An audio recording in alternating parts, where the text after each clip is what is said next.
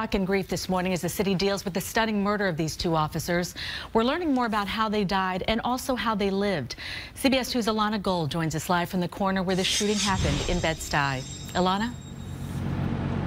Cindy, for the last few hours, we've been talking to people in this neighborhood, and many of them tell us they came home to the crime scene. That's when they learned two officers were killed here, and this morning they are still in shock.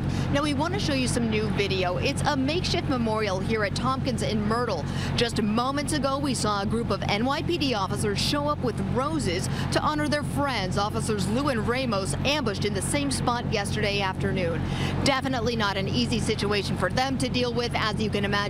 A lot of them are questioning their own safety after this tragedy. And this morning, we're also learning new details about the men who put their lives on the line. We'll never forget the two young men who lost their lives today.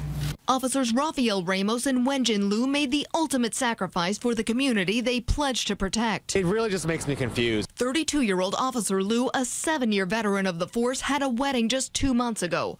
Officer Ramos recently turned 40. He had been a school safety officer before transitioning to the 84th Precinct 3 years ago. He leaves behind a wife and 13-year-old son.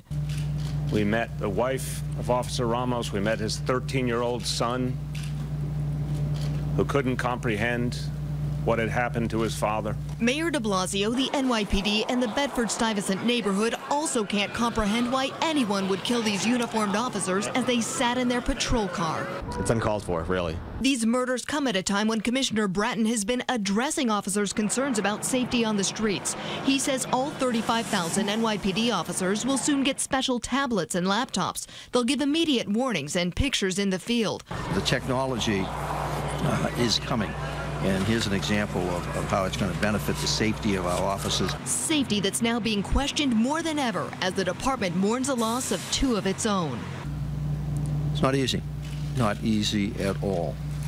And I've dealt with this too many times over 44 years. You always hope that you're never going to experience it again. Sources tell us every officer in the NYPD is being told to be extra aware both on and off the job after the shootings here. We're live in Bed-Stuy. Ilana Gold, CBS 2 News. Ilana, thank you. President Obama issued a statement on the killings from his vacation in Hawaii yesterday. In part, the president said, quote, "I unconditionally condemn today's murder of two police officers in New York City. Two brave men won't be going home to their loved ones tonight. And for that, there is no justification." And the family of Michael Brown, the Missouri teenager killed in a controversial police shooting, also issuing a statement condemning the killings. They said, "We reject any kind of violence directed towards members of law enforcement. It cannot be tolerated. We must work together to bring peace to our communities." Our coverage of the deadly police ambush continues on our website, where you can find more reaction, view photos, and post your thoughts. Just go to cbsnewyork.com.